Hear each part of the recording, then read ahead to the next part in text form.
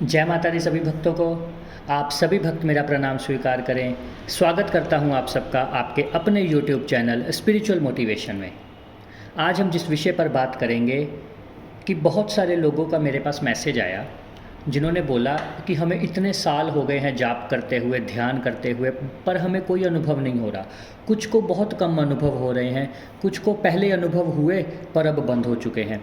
तो आज हम उन सभी प्रश्नों का हल देंगे।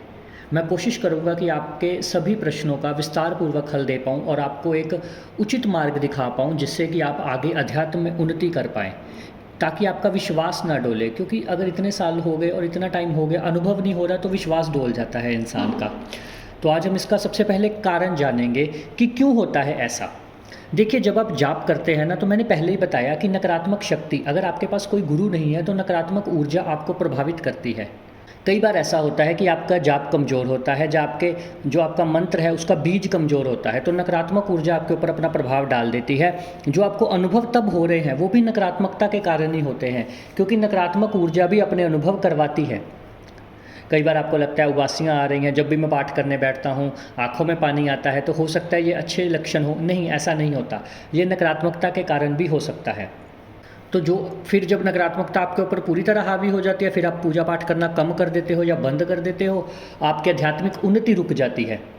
इसलिए आपको लगता है कि अब कोई अनुभव नहीं हो रहा। कुछ लोग जिनको अनुभव हुए ही नहीं, जो काफ़ी लंबे समय से जाप कर रहे हैं पर उनको अनुभव नहीं हुआ, उसका साफ साफ कारण है कि उनको मार्गदर्शन में कमी है, उनको उचित गुरु नहीं मिला। क्योंकि भगवान का नाम एक ऐसा है, ये आपको 20-21 दिनों के अंदर अनुभव दे देता है अगर आप सही तरीके से जाप करो। और दूसरा ये कारण भी रहता है कि नकारात्मक ऊर्जा आपके घर में कोई तंत्र क्रिया की हो सकती है, या आपके पितरों को बंधन किया हो सकता है, आपके कुल देवी देवता का बंधन किया हो सकता है, जिसकी वजह से आपको अनुभव नहीं होता। तो सबसे पहले उसको खुलवाना पड़ता है। तो मेरा यही है, जो लोग काफ़ी समय से जाप कर रहे हैं उनको कोई अनुभव नहीं हो रहा, वो अपनी चेकिंग करवाएं। अगर उनका कोई बंधित है, पितर या कोई देवी देवता बंधित है, उसको बंधन खुलवाए, फिर आपको अनुभव होने शुरू हो जाएंगे। और घर पर ही अगर आप ऐसा कोई प्रयोग करना चाहते हैं जिससे कि आपको लगे हमें कुछ तो अनुभव हो, हमें कुछ तो विश्वास हो, तो आप सीधी प्रक्रिया है, आप दीपदान कीजिए। दीपदान एक ऐसी प्रक्रिया है जिसमें कि आपको पता चल जाएगा कि आपके कौन से देवी देवता पितर बंधन में है या आपको अनुभव क्यों नहीं हो रहे। आपने विश्वास के साथ लगातार 11 दिन दीपदान करना है। दीपदान करना है महादेव भगवान को, और उनको, अगर आपके कोई स्थूल गुरु हैं तो उनको गुरु रूप में साक्षी मानकर, नहीं तो आपने सीधा बोलना है कि हे देवादिदेव महादेव, मैं आपको साक्षी मानकर ये दीपदान कर रहा हूँ, मेरी ये अमुक समस्या है, आप इसका हल दें। 11 दिन के अंदर आप देखेंगे कि आपको आपकी समस्या का निदान मिल जाएगा। अगर कोई नकारात्मक ऊर्जा हुई तो वो आपके सामने आ जाएगी, या आपको स्वप्न में पता चल जाएगा कि आपके ऊपर कोई तंत्र क्रिया या कोई भूत बाधा है, किसी भी प्रकार का प्रेत दोष हुआ, अगर कोई खुला प्रेत आपको जकड़ रहा है या आपको झपट्टे लगा रहा है, तो वो भी आपको पता चल जाएगा। आज का मेरा वीडियो बनाने का मकसद ही यही था कि बहुत सारे लोग बहुत परेशान हैं। ज़्यादातर लोग मेरे पास परेशान ही आए हैं, जिनको ये परेशानी है कि वो जाप कर रहे हैं, ध्यान कर रहे हैं, पर उनकी आध्यात्मिक उन्नति बंधित है। इसके बाद दूसरी बात, अगर आप खुद, मैंने पहले भी बताया था कि अगर आप अपना हवन करवाना चाहते हैं मुझसे, तो आप करवा सकते हैं, आप मुझसे बोल सकते हैं, मैं आपके आध्यात्मिक उन्नति के लिए हवन कर दूंगा। उसमें कुछ अधिक आपको नहीं देना है। 101 रुपये मेरी दक्षिणा है, ये हमेशा ही इतनी ही रहेगी, ये कभी नहीं बढ़ेगी। अगर आप खुद का हवन करने जाओगे तो कम से कम भी आपका 500 से 1000 रुपये खर्चा हो जाएगा, क्योंकि 3 घंटे हवन चलता है। तो जो लोग भी आध्यात्मिक मार्ग में उन्नति करना चाहते हैं वो लोग अपने जाप पर ज़्यादा ध्यान दें। अपने बीज मंत्र जिसका जाप कर रहे हैं वो अच्छे गुरु से, अच्छी जगह से कोई अच्छा बीज ले।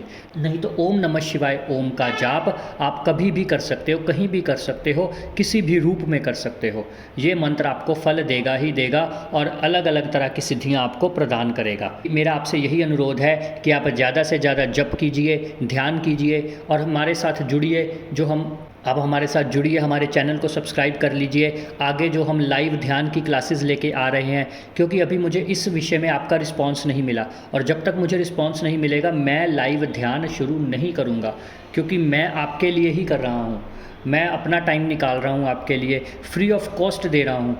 पर अगर आपका रिस्पांस मुझे नहीं मिलेगा, अगर आप वीडियो पे कमेंट नहीं करोगे, आप किसी भी तरह से मुझे नहीं बताओगे कि आप ध्यान से जुड़ना चाहते हैं तो मेरे लिए मुश्किल हो जाएगा। ऑनलाइन किसी भी चीज़ को करना, एक तो आप सामने बैठे हो वो अलग बात होती है, पर जब हम यूट्यूब पर करेंगे तो बहुत ही उसके लिए मेहनत करनी पड़ेगी, बहुत उसके लिए मुझे अलग से ध्यान देना पड़ेगा। आपके लिए जो आधा घंटा निकालना है उसकी तैयारी मुझे पहले 2 घंटे करनी पड़ेगी, उसके लिए अलग साधना होगी। तो वो सब चीज़ें हैं। इसके लिए मेरा आपसे अनुरोध है कि आप हमारे चैनल को एक तो सब्सक्राइब कर लीजिए, वीडियो को शेयर ज़रूर कीजिए। जो भी आपके जानकार हैं, जो इस परेशानी से जूझ रहे हैं या किसी भी बाधा से है, जो अध्यात्म में उन्नति करना चाहते हैं, उनको मार्ग नहीं मिल रहा, आप उनको वीडियो शेयर ज़रूर किया कीजिए। फिर हम आपके लिए अलग अलग तरह से वीडियोज़ लेके आते रहेंगे। और एक और बात मैंने आपको बतानी थी, कुछ लोगों का मंत्र मैं आपको बताता हूँ। जो भगवान होते हैं ना, भगवान ने हमें जब दर्शन देने हैं तो उन्होंने इतने श्वास हमारे लिखे हैं कि इतने श्वास आपने हमारा जाप करना है।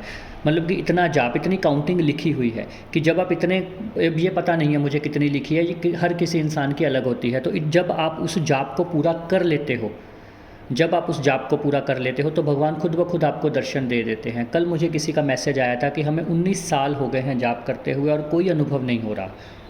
ये बहुत ही दुखदायी बात है कि 19 साल आपने भगवान को दिए, पर इसमें आप समझिए कि अगर आप 19 साल से जुड़े हुए हैं तो इतना अटूट विश्वास आपका भगवान के ऊपर है, आप आज भी उनके प्रति समर्पित हो, तो ये बहुत ही, आप बधाई के पात्र हो इतना इतना अटूट विश्वास रखने के लिए। बस यही विश्वास कुछ दिन और रखिए, और आपके लिए और ऐसे उन तमाम लोगों के लिए जिनको सालों साल हो गए हैं जाप करते हुए और कोई अनुभव नहीं हो रहा, उनके लिए एक ही उपाय है कि वो साधना करें। साधना सबसे ज़रूरी है। जब आप साधना करोगे तो आप भगवान आपकी तरफ आकर्षित होंगे। और साधना जो होती है वो कठिन साधना होती है। कठिन मतलब संकल्पित रह के करना होता है। नाम जप होता है खुला। नाम जप में आप देवता को बंधित नहीं करते, पर साधना में आप देवता को एकदम से विवश कर देते हैं कि वो आपको अनुभव करवाए ही करवाए। आपका उनकी तरफ प्यार झलकता है, फिर देवता आपको दर्शन देते हैं। साधना जरूर कीजिए। साधनाएं करने से कुछ दिन बाद आपको साधनाएं करते रहना चाहिए। ज़रूरी नहीं होता कि साधना, आपको अगर लगता है कि गृहस्थ आदमी नहीं कर सकता, ये बहुत गलत बात है। साधनाएं कोई भी कर सकता है। सात्विक साधनाएं होती हैं, भगवान की कृपा आप पर बनी रहती है। मैं तो कहता हूँ कि महीने में एक बार 9 दिन की 11 दिन की साधना हर इंसान को कर लेनी चाहिए। साधना सिद्धि प्राप्ति के लिए कभी नहीं करनी चाहिए। साधना हमेशा दर्शन प्राप्ति के लिए करनी चाहिए। और भगवान उन 9 दिनों में 11 दिनों में जब आप संकल्पित होकर साधना करते हो तो दर्शन देते ही देते हैं। तो मेरा आपसे यही अनुरोध है कि आप, जो लोग अनुभव प्राप्त करना चाहते हैं, वो साधनाएं करें, साधनाओं से जुड़े और अच्छी साधनाएं करें। यूट्यूब से, किताबों से पढ़ के ना करें, किसी अच्छे गुरु से मार्गदर्शन प्राप्त करके करें। और सिद्धि प्राप्ति का लक्ष्य कभी नहीं रखना साधना में। साधना में हमेशा लक्ष्य रखना है दर्शन प्राप्ति, देवता प्राप्ति, देवता की कृपा प्राप्ति। कभी भी आपने ये नहीं कहना मुझ पर सवारी आए या मुझ पर या देवता मेरे शरीर में प्रविष्टि ले। वो सिद्धियाँ होती हैं, सिद्धियाँ आपके शरीर में जगह ढूंढती हैं। देवता को आपके शरीर में जगह नहीं चाहिए। और याद रखिए, मन ही मलिन है। मन की मलिनता को दूर करने का, ध्यान को परिपक्व करने का एक ही तरीका है, साधना।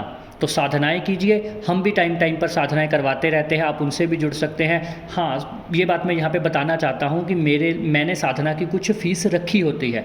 मैं पहले ही बता देता हूँ साधना की ये फ़ीस क्यों लेता हूँ, इसके पीछे बड़ा कारण है। देखिए, जब भी हम दीक्षा देते हैं तो आपकी जिम्मेवारी होती है हम पर। उस जिम्मेवारी के लिए मुझे हवन करने पड़ते हैं। जैसे 11 दिन अगर आपने साधना करनी है तो आपके 11 दिन हवन होने चाहिए। आप करोगे बहुत बढ़िया है, नहीं करोगे तो मैं करूँगा। उस हवन की फ़ीस होती है वो। अगर आप खुद हवन कर लोगे तो हमारी फ़ीस जो साधना देने की है वो बहुत कम है, वो कोई भी आदमी दे सकता है। उसके बाद हम आपको दीक्षा देंगे, हम आपको दीक्षित करेंगे, प्रॉपर साधना की विधि बताएंगे, हवन की विधि बताएंगे। इस सब की जो दक्षिणा होती है, अगर आप दक्षिणा नहीं दोगे तो उसका पूर्ण फल आपको नहीं प्राप्त होगा, क्योंकि आपने किसी का हक रखा है, वो चीज़ आपको नहीं लगेगी।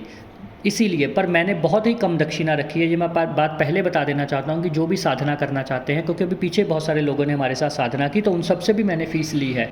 जब भी आपका हवन किया जाता है, उसके साथ आपकी कोई भी नकारात्मक बाधा हो, कोई सिद्धि बंधन हो, आपकी दृष्टि में कोई बाधा आ रही हो, तो वो अपने आप ठीक हो जाती है। तो आपके उज्जवल भविष्य की कामना के साथ मैं यही कहूँगा कि जाप करते रहिए, ध्यान करते रहिए, भगवान का नाम लेते रहिए। नाम जप ही आपको उन्नति की तरफ लेके जाएगा। खूब तरक्की कीजिए। जय माता दी, जय माता दी, जय माता दी।